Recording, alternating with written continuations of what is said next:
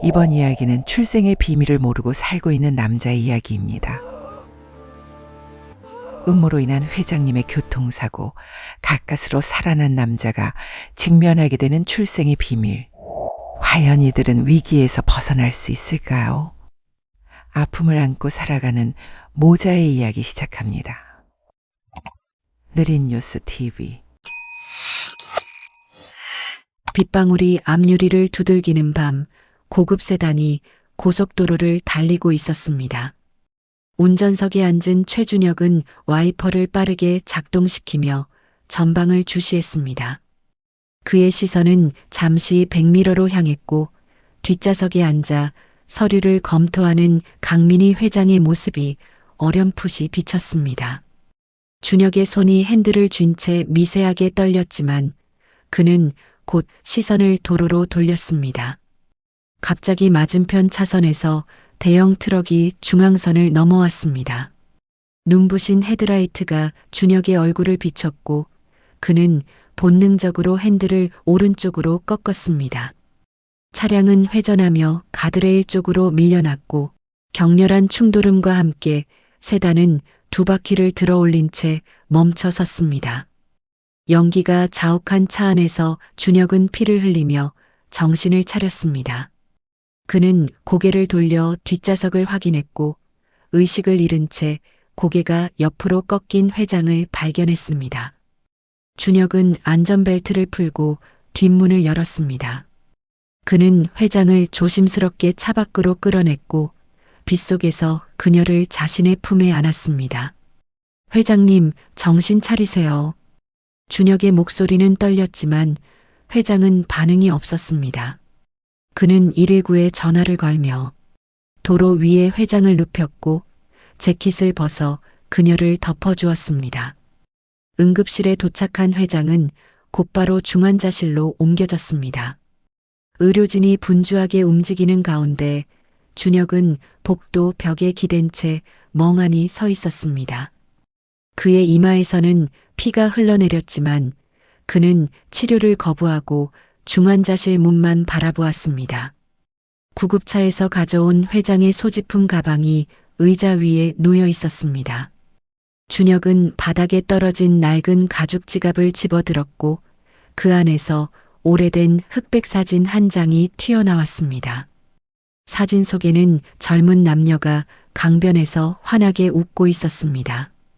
여자는 지금의 회장보다 훨씬 순수한 표정이었고 남자는 준혁 자신의 아버지였습니다. 준혁의 손이 떨렸습니다. 그는 사진을 뒤집었고 색바랜 글씨를 발견했습니다. 준혁아, 미안해. 엄마가 너를 꼭 찾을게. 1995년 5월 12일. 준혁은 사진을 가슴에 꽉 눌렀습니다.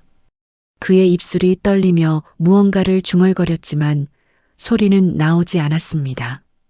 30년간 억눌러왔던 감정이 가슴속에서 폭발하듯 치밀어 올랐습니다. 그는 복도 벽을 주먹으로 내리쳤고 지나가던 간호사가 놀라 그를 바라보았습니다. 괜찮으세요? 간호사가 조심스럽게 물었지만 준혁은 고개를 저으며 다시 중환자실 쪽으로 걸어갔습니다. 복도 끝에서 두 남자가 급하게 걸어오고 있었습니다. 박철수와 그의 아들 박민수였습니다. 박철수는 무표정한 얼굴로 준혁을 스쳐 지나갔고 박민수는 잠시 멈춰서서 준혁을 차갑게 훑어보았습니다. 운전기사, 사고 원인이 뭐였죠? 박민수의 목소리는 날카로웠습니다. 준혁은 침착하게 대답했습니다. 대형 트럭이 중앙선을 넘었습니다. 블랙박스에 다 기록되어 있습니다. 박민수는 더 이상 묻지 않고 아버지를 따라 중환자실로 들어갔습니다. 준혁은 그들이 사라진 복도를 한동안 바라보았습니다. 중환자실 유리창 너머로 산소호흡기를 단 회장의 모습이 보였습니다. 의료진이 그녀의 상태를 점검하는 동안 준혁은 유리창에 손을 댔습니다. 그의 입술이 천천히 움직였습니다. 어머니. 소리 없는 단어였지만 그 무게는 30년의 세월보다 무거웠습니다. 다음 날 오전 병원 VIP 대기실은 긴장감으로 가득했습니다. 박철수와 박민수는 변호사 김태원을 사이에 두고 테이블에 앉아 있었습니다. 테이블 위에는 두꺼운 서류 뭉치가 놓여 있었고 변호사는 그 중 하나를 펼쳐 보이며 설명했습니다. 회장님의 재산은 총 8천억 규모입니다. 부동산이 60%, 주식이 30%, 현금성 자산이 10%를 차지하고 있습니다. 박민수는 초조한 표정으로 서류를 넘기며 물었습니다. 실종된 친아들 조항은요? 그게 아직도 유효한 겁니까? 변호사는 고개를 끄덕였습니다. 네, 여전히 유효합니다. 만약 친아들이 나타나면 양자분의 상속권은 자동으로 무효가 됩니다. 박철수는 창밖을 바라보며 낮은 목소리로 말했습니다. 그 운전기사 최준혁이라고 했나? 이상하지 않나? 회장님이 그자를 왜 그렇게 신뢰하는 거지? 박민수의 얼굴이 굳었습니다. 그는 아버지를 바라보며 천천히 입을 열었습니다. 사설탐정을 고용하죠. 지금 당장요. 같은 시각 병원 복도에서 준혁은 한지연 비서실장으로부터 급한 전화를 받았습니다. 한지연의 목소리는 떨리고 있었습니다. 준혁 씨, 지금 당장 회장님 집무실로 와주세요. 중요한 게 있어요. 준혁은 택시를 타고 그룹 본사로 향했습니다. 30분 후 그는 회장 집무실 문을 열었고 한지연이 창가에 서서 그를 기다리고 있었습니다. 그녀는 손에 작은 봉투를 들고 있었고 봉투 안에는 금고 열쇠와 메모지가 들어 있었습니다. 이걸 제게 전달하라고 하셨어요. 회장님께서 사고 일주일 전에요. 준혁은 메모지를 펼쳤습니다. 회장의 필체로 이렇게 적혀 있었습니다. 내가 깨어나지 못하면 금고 안의 모든 것을 내가 지켜라. 아무도 믿지 마라. -K. M. 준혁은 메모를 다시 읽으며 한지연에게 물었습니다. 비서실장님은 이게 무슨 의미인지 아십니까? 한지연은 고개를 저었습니다. 저도 몰라요. 하지만 회장님은 무척 진지하셨어요. 당신에게만 이걸 전달하라고 하셨죠. 준혁이 열쇠를 주머니에 넣으려는 순간 집무실 문이 거칠게 열렸습니다. 박민수가 화난 표정으로 들어서며 큰 소리로 물었습니다. 운전기사가 여기서 뭐 하는 거야? 준혁은 침착하게 대답했습니다. 회장님의 개인 물품을 정리하라는 지시를 받았습니다. 박민수는 한지연을 노려보았습니다. 비서실장, 이게 무슨 짓입니까? 운전기사를 회장 집무실에 들이다니? 한지연은 당황하지 않고 답했습니다. 회장님의 지시였습니다. 도련님. 박민수는 준혁에게 다가가 낮은 목소리로 위협했습니다. 당신이 뭘 꾸미는지 모르겠지만 조심하는 게 좋을 거요. 준혁은 박민수의 눈을 똑바로 바라보며 대꾸하지 않았습니다. 그는 고개를 숙여 인사한 뒤 집무실을 나섰고 박민수의 의심 가득한 시선이 그의 뒤통수를 쫓았습니다. 복도를 걷는 준혁의 주머니 속에서 금고 열쇠가 차갑게 느껴졌습니다. 그는 멈춰서서 뒤를 돌아보았고 집무실 유리창 너머로 박민수가 주먹을 쥔 채 서 있는 모습이 보였습니다. 그날 밤 11시 준혁은 회장의 자택 서재에 홀로 들어갔습니다. 경비원에게 회장의 물품을 가져가야 한다고 말하고 들어온 터였습니다. 서재는 어두웠고 준혁은 손전등을 켜고 벽면의 그림들을 하나씩 확인했습니다. 메모에 적힌 대로 세 번째 그림 뒤에 작은 금고가 숨겨져 있었습니다. 준혁은 열쇠를 꽂고 천천히 돌렸습니다. 금고 문이 열리자 또 다른 봉투와 은행 지점 주소가 적힌 종이가 나왔습니다. 내가 누구인지 알게 될 것이다. 새벽 6시 혼자 와라. 준혁은 봉투를 품에 넣고 서재를 나섰습니다. 그는 밤새 잠을 이루지 못했고 새벽 5시 30분에 은행 앞에 도착했습니다.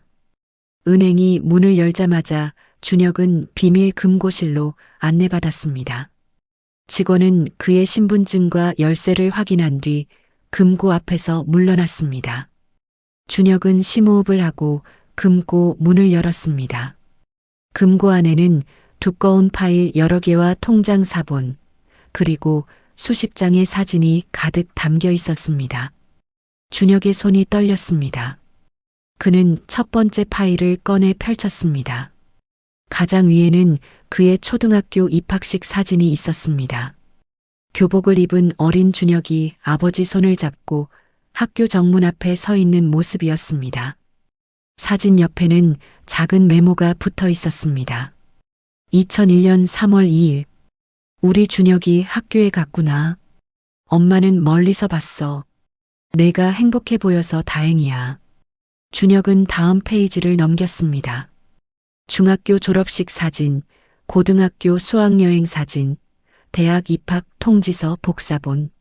30년의 시간이 파일 속에 빠짐없이 기록되어 있었습니다. 두 번째 파일을 열자 통장 사본이 나왔습니다. 매달 500만 원씩 적립된 기록이 30년간 이어져 있었고 총액은 18억을 넘었습니다. 통장 첫 페이지에 메모가 붙어 있었습니다. 이 돈으로 내가 하고 싶은 일을 하렴. 준혁은 파일을 가슴에 안았습니다. 눈물이 흘러내렸지만 그는 다음 파일을 집어들었습니다. 사설탐정 보고서였습니다. 그의 건강검진 결과, 취업 현황, 군 복무 중 부상 기록까지 상세히 적혀 있었습니다. 마지막 파일에서 준혁은 회장의 일기장을 발견했습니다. 그는 떨리는 손으로 첫 페이지를 펼쳤습니다. 1995년 5월 20일. 준혁아, 엄마는 널 찾지 않은 게 아니라 찾지 못한 거야. 내 주변 사람들이 널 이용할까봐 두려워서 멀리서만 지켜보기로 했어. 미안해. 준혁은 일기장을 읽으며 소리 없이 울었습니다. 금고 바닥에서 한 장의 서류가 더 나왔습니다. 양자 입양 계약서라는 제목이 보였고 그 안에 빨간 밑줄이 그어진 조항이 있었습니다. 제7조 실종된 친아들이 나타날 경우 양자는 모든 상속권을 포기하며 이에 대한 이의를 제기하지 않는다. 준혁은 서류를 내려놓고 금고실 바닥에 주저앉았습니다. 30년간 자신을 버렸다고 믿었던 어머니가 사실은 매 순간 자신을 지켜보고 있었다는 진실이 가슴을 짓눌렀습니다. 어머니, 왜 이렇게까지? 그의 목소리는 텅 빈 금고실에 울려 퍼졌습니다. 그날 오후 2시 그룹 본사 회의실에는 긴급 이사회가 소집되었습니다. 박철수는 단상에 서서 준비해온 안건을 발표했습니다. 회장님께서 혼수 상태에 계신 만큼 임시 경영권을 저에게 위임해 주시기 바랍니다. 이사진 5명은 서로 눈치를 보며 의견을 주고받았습니다. 찬성하는 분위기가 무르익어 가던 그때 회의실 문이 열렸습니다. 준혁이 서류 가방을 들고 들어섰습니다. 이사들은 놀라 그를 바라보았고 박철수의 얼굴이 일그러졌습니다. 여기가 운전기사가 들어올 곳인가? 준혁은 침착하게 테이블 위에 서류를 펼쳤습니다. 강민희 회장님의 위임장입니다. 법률자문께서 확인해 주시기 바랍니다. 법률자문이 서류를 검토했습니다. 그는 안경을 고쳤으며 선언했습니다. 법적으로 유효합니다. 회장님께서 혼수 상태 시 최준혁 씨에게 일시적 경영권 대행을 위임하신다는 내용입니다. 박민수가 벌떡 일어나며 소리쳤습니다. 이게 말이 됩니까? 운전기사가 경영권을. 준혁은 박민수를 차분히 바라보며 말했습니다. 저는 회장님의 뜻을 따를 뿐입니다. 회장님께서 깨어나실 때까지 현 경영진을 유지하되 중요 결정은 제 승인을 받아주시기 바랍니다. 박철수는 분노를 참으며 자리에 앉았습니다. 회의는 긴장 속에 마무리되었고 준혁은 이사진에게 고개를 숙인 뒤 회의실을 나섰습니다. 그날 저녁 박철수와 박민수는 사설탐정 사무실에서 보고를 받았습니다. 탐정은 두꺼운 파일을 테이블에 올려놓았습니다. 최준혁, 1990년생입니다. 아버지 최동진과 단둘이 살았고 어머니에 대한 기록은 없습니다. 박민수가 파일을 넘기며 물었습니다. 출생 기록은요? 탐정은 다음 페이지를 펼쳤습니다. 출생지가 강민희 회장님의 고향과 일치합니다. 그리고 탐정은 DNA 대조 분석 결과를 꺼냈습니다. 회장님 병실에서 채취한 샘플과 최준혁의 샘플을 비교한 결과 친자 관계 가능성이 99.8%입니다. 박민수의 얼굴이 창백해졌습니다. 그는 의자에 주저앉으며 중얼거렸습니다. 끝났어. 우리 다 끝났어. 박철수는 주먹을 쥔 채 창밖을 바라보았습니다.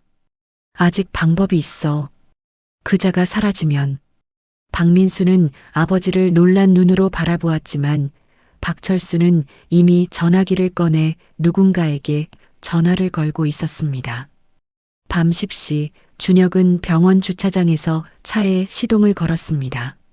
차가 천천히 움직이기 시작했고 그는 출구 쪽으로 핸들을 돌렸습니다. 그런데 브레이크를 밟았지만 차는 멈추지 않았습니다. 뭐야? 준혁은 다시 브레이크를 밟았지만 아무 반응이 없었습니다.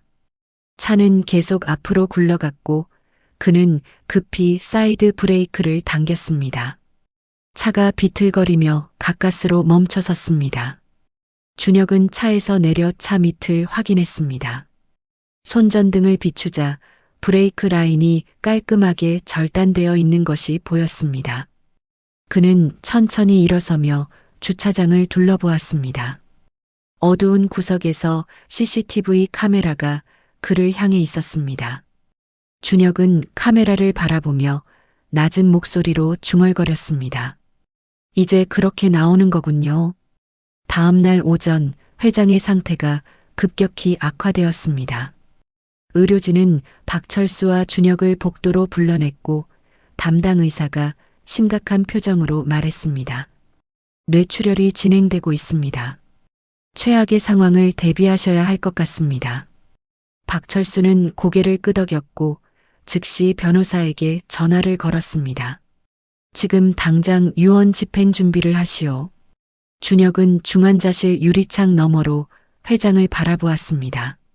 그녀의 얼굴은 창백했고 심전도 소리는 불규칙하게 울렸습니다.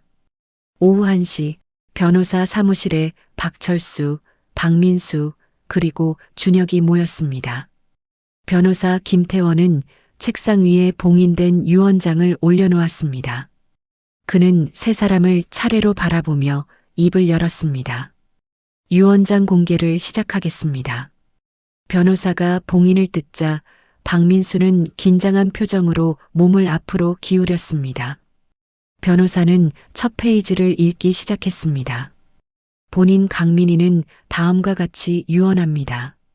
첫째, 재산의 70%를 남편 박철수와 양아들 박민수에게 균등하게 분배한다. 박민수의 얼굴에 안도의 표정이 스쳤습니다. 하지만 변호사가 두 번째 페이지를 넘기자 그의 표정이 굳었습니다. 단 친아들 최준혁이 나타날 경우 본 조항은 무효로 하며 양자 박민수는 양자 입양 계약서 제7조에 따라 모든 상속권을 포기한다. 박철수는 의자에 등을 기댔고 박민수는 주먹을 쥔 채 준혁을 노려보았습니다. 변호사는 계속해서 읽었습니다. 둘째, 친아들 최준혁에게 다음을 남긴다. 엄마의 편지 한 통, 30년간 적립한 통장, 그리고 1995년 5월 12일의 추억이 담긴 물건. 변호사는 서랍에서 봉인된 편지와 작은 상자를 꺼내 준혁에게 건넸습니다. 준혁은 떨리는 손으로 편지를 받았습니다. 읽어보시겠습니까? 변호사가 조심스럽게 물었고 준혁은 고개를 끄덕였습니다. 그는 봉투를 뜯고 편지를 펼쳤습니다. 준혁아, 이 편지를 읽고 있다면 엄마는 아마 곁에 없겠지. 30년 동안 널 찾지 않은 게 아니라 찾을 수 없었어. 엄마가 다가가면 내 주변에 탐욕스러운 사람들이 너를 이용할까봐 두려웠어. 너는 돈이 아니라 사랑으로 자라야 했어. 엄마는 내게 재산을 물려주고 싶지 않았어. 돈은 사람을 망가뜨리고 너를 위험하게 만들 거야. 하지만 내 능력은 믿어. 너는 스스로 일어설 수 있는 아이였으니까. 엄마가 남기는 건 이 편지와 내가 태어난 날 엄마가 샀던 첫 선물뿐이야. 그게 엄마의 전부야. 준혁아, 너는 엄마의 자랑이야. 엄마를 용서해줘. 엄마가. 준혁은 편지를 읽으며 눈물을 참지 못했습니다. 그는 무릎을 꿇고 바닥에 주저앉았고 편지를 가슴에 꽉 눌렀습니다. 어머니, 어머니. 그의 목소리는 떨렸고 눈물이 편지 위로 떨어졌습니다. 변호사는 자리에서 일어나 조용히 물 한 잔을 건넸습니다. 박민수는 참았던 분노를 폭발시켰습니다. 그는 의자를 걷어차며 준혁에게 달려들려 했지만 변호사 사무실 경비원 2명이 그를 제지했습니다. 이게 말이 됩니까? 30년간 우리를 속인 거잖아요.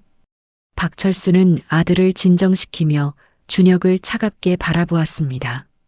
최준혁 씨, 당신이 친아들이라는 증거라도 있습니까? 준혁은 눈물을 닦으며 일어섰습니다. 그는 주머니에서 30년 전 사진을 꺼내 테이블 위에 놓았습니다. 이 사진, 어머니가 평생 가지고 계셨던 사진입니다. 그리고 DNA 검사 결과도 있습니다. 변호사가 서류를 확인하며 말했습니다. 회장님께서 이미 DNA 검사를 진행하셨고 결과는 법적으로 공증되었습니다. 최준혁 씨가 친아들임이 확인되었습니다. 박민수는 무너지듯 의자에 앉았고 박철수는 아무 말 없이 사무실을 나갔습니다. 준혁은 편지를 다시 접으며 변호사에게 물었습니다. 회장님 상태는 어떻습니까? 변호사가 대답하기 전에 준혁의 휴대폰이 울렸습니다. 병원에서 온 전화였습니다. 준혁이 병원에 도착했을 때 중환자실 앞에는 의료진이 모여 있었습니다. 담당 의사가 준혁을 보고 미소 지었습니다. 기적입니다. 회장님께서 의식을 회복하셨어요. 준혁은 믿기지 않는다는 표정으로 중환자실 문을 바라보았습니다. 간호사가 문을 열어주었고 그는 조심스럽게 안으로 들어갔습니다. 강민희는 침대에 반쯤 앉은 채 산소 마스크를 쓰고 있었습니다. 그녀의 눈은 흐릿했지만 준혁을 보자 눈물이 흘러내렸습니다. 그녀는 떨리는 손을 들어 준혁을 향해 뻗었습니다. 준혁은 침대 옆으로 다가가 무릎을 꿇었습니다. 회장은 그의 손을 잡았고 산소 마스크 너머로 작은 목소리가 흘러나왔습니다. 준혁아, 정말 너구나. 준혁은 고개를 끄덕이며 눈물을 흘렸습니다. 네, 어머니. 저예요. 회장은 산소 마스크를 벗으려 했지만 준혁이 그녀의 손을 잡아 말렸습니다. 아직 쓰고 계셔야 해요. 회장은 준혁의 얼굴을 오랫동안 바라보았습니다. 그녀의 손이 준혁의 뺨을 어루만졌고 30년의 시간이 그 손길 안에 담겨 있었습니다. 미안해. 정말 미안해. 회장의 목소리는 떨렸고 준혁은 그녀의 손을 두 손으로 감싸 쥐었습니다. 이제 됐어요, 어머니. 다 이해했어요. 며칠 후 회장은 일반 회복실로 옮겨졌습니다. 그녀의 상태는 빠르게 호전되었고 의사들은 그것을 기적이라 불렀습니다. 준혁은 매일 병원을 찾아 어머니 곁을 지켰습니다. 어느 오후 회장은 준혁에게 병원 옥상 정원을 함께 걷자고 제안했습니다. 준혁은 휠체어를 밀며 그녀를 옥상으로 데려갔습니다. 가을 햇살이 따뜻했고 단풍나무 잎들이 바람에 흔들렸습니다. 회장은 정원 벤치에 앉아 준혁의 손을 잡았습니다. 준혁아, 엄마가 왜 너를 찾지 않았는지 이제 이해하니? 준혁은 고개를 끄덕였습니다. 네. 편지를 읽었어요. 금고 안에 모든 것도 봤고요. 회장은 하늘을 바라보며 천천히 말했습니다. 엄마는 재벌가에 시집 온 후 사람들이 얼마나 탐욕스러운지 봤어. 돈 때문에 가족이 무너지고 사랑이 거짓이 되는 걸 매일 봤지. 그래서 너만큼은 그 세계에서 벗어나 있길 바랐어. 준혁은 어머니의 손을 꽉 쥐었습니다. 하지만 30년이 너무 길었어요. 함께 할 수 있었던 시간들이. 회장은 준혁의 손에 입을 맞추었습니다. 미안해. 하지만 이제라도 늦지 않았어. 남은 시간 동안 진짜 가족으로 살고 싶어? 준혁은 눈물을 참으며 물었습니다. 박철수 씨와 박민수 씨는 어떻게 하실 거예요? 회장은 잠시 침묵했습니다. 그녀는 정원 너머 도시를 바라보며 대답했습니다. 내 생각은 어때? 준혁은 망설이다가 조심스럽게 말했습니다. 복수보다는 다른 방법이 있을 것 같아요. 어머니께서 보여주신 것처럼 사랑으로요. 회장은 준혁을 바라보며 미소 지었습니다. 내가 내 아들이 맞구나. 엄마가 가장 잘한 일이 널 낳은 거야. 두 사람은 벤치에 앉아 말없이 석양을 바라보았습니다. 멀리서 한지연 비서실장이 그 모습을 지켜보며 조용히 미소 지었습니다. 일주일 후 그룹 본사 대강당은 기자들과 임직원들로 가득 찼습니다. 무대 위에는 강민희 회장과 준혁이 나란히 서 있었고 수십 개의 카메라가 그들을 향해 있었습니다. 회장은 마이크 앞으로 다가갔습니다. 그녀의 목소리는 또렷했고 표정은 단호했습니다. 오늘 이 자리에 여러분을 모신 이유는 세 가지 중대한 발표를 하기 위함입니다. 청중이 숨을 죽였습니다. 회장은 준혁의 손을 잡았습니다.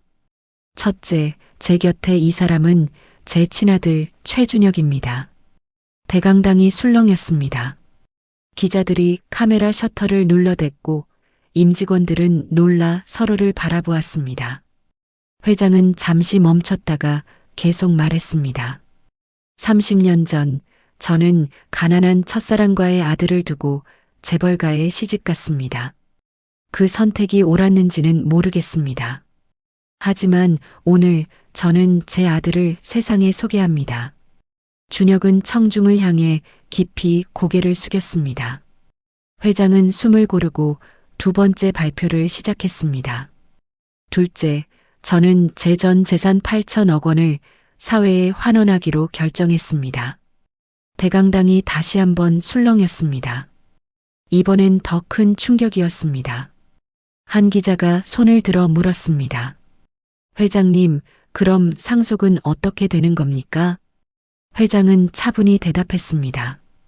재단을 설립하여 가난한 가정의 아이들과 편부모 가정을 지원하는 데 쓸 것입니다. 제 아들 준혁이 그 재단의 이사장을 맡을 것이고 저는 고문으로 남을 것입니다. 준혁은 마이크를 잡고 말했습니다. 저는 어머니께 물질적 유산이 아니라 가치를 물려받고 싶습니다. 돈보다 중요한 것은 사람을 대하는 마음이라고 배웠습니다. 청중 사이에서 박수가 터져 나왔습니다. 회장은 마지막 발표를 위해 숨을 깊이 들이마셨습니다. 셋째, 저는 제 남편 박철수와 양아들 박민수에게도 각각 10억씩을 드리기로 했습니다. 이번에는 침묵이 흘렀습니다. 기자들은 이해할 수 없다는 표정으로 서로를 바라보았습니다. 한 기자가 물었습니다. 하지만 그들이 회장님을. 회장은 손을 들어 기자의 말을 막았습니다. 그들도 저와 함께한 시간이 있었습니다. 비록 사랑은 아니었지만 그 시간에 대한 감사와 용서를 표하고 싶습니다. 준혁이 단상 아래를 바라보며 말했습니다. 박민수 씨, 이리 올라오시겠습니까? 객석 뒤쪽에 서 있던 박민수는 놀란 표정으로 주저했습니다. 박철수가 아들의 어깨를 밀었고 박민수는 천천히 단상으로 올라왔습니다. 준혁은 주머니에서 수표를 꺼내 박민수에게 건넸습니다. 형님, 아니 민수 씨, 당신도 어머니의 사랑을 받고 싶었던 거죠? 저도 30년간 그랬으니까 이해합니다. 박민수는 수표를 받으며 고개를 들지 못했습니다. 이 돈으로 당신도 어머니의 그림자에서 벗어나세요. 우린 이제 남입니다. 하지만 원수는 아닙니다. 준혁은 박민수에게 손을 내밀었습니다. 박민수는 떨리는 손으로 그 손을 잡았습니다. 대강당의 박수가 터져나왔고 카메라 플래시가 쉴 새 없이 터졌습니다. 박민수는 마이크 앞으로 다가가 작은 목소리로 말했습니다. 죄송합니다. 정말 죄송합니다. 그는 고개를 깊이 숙였고 회장은 그의 어깨를 가볍게 두드렸습니다. 기자회견이 끝나고 회장과 준혁은 대강당을 나섰습니다. 복도에서 한지연이 다가와 속삭였습니다. 회장님, 언론 반응이 폭발적입니다. 용서의 경영, 새로운 재벌 모델이라는 헤드라인이 쏟아지고 있어요. 회장은 미소 지으며 준혁을 바라보았습니다. 우리 제대로 한 것 같니? 준혁은 고개를 끄덕였습니다. 네, 어머니. 가을이 깊어진 어느 오후 강변공원은 단풍으로 물들어 있었습니다. 벤치에는 세 사람이 나란히 앉아 있었습니다. 강민희, 준혁, 그리고 준혁의 아버지 최동진이었습니다. 회장은 경영 일선에서 물러나 재단 고문으로만 활동하고 있었습니다. 그녀의 얼굴은 6개월 전보다 훨씬 편안해 보였고 머리에는 흰머리가 자연스럽게 섞여 있었습니다. 준혁은 재단 이사장이자 그룹의 윤리경영 이사로 바쁜 나날을 보내고 있었지만 주말마다 어머니와 아버지를 모시고 이곳을 찾았습니다. 최동진은 강물을 바라보며 조용히 말했습니다. 여기가 그때 그 장소구만. 30년 전에. 회장은 고개를 끄덕였습니다. 네. 여기서 우리 처음 만났죠. 그때 참 행복했는데. 최동진은 회장을 바라보며 미소 지었습니다. 지난 일은 지난 일이야. 이제 우리 아들이 훌륭하게 자라줬으니 그게 가장 큰 보상이지. 준혁은 두 사람의 손을 각각 잡았습니다. 아버지, 어머니, 두 분 덕분에 제가 여기 있어요.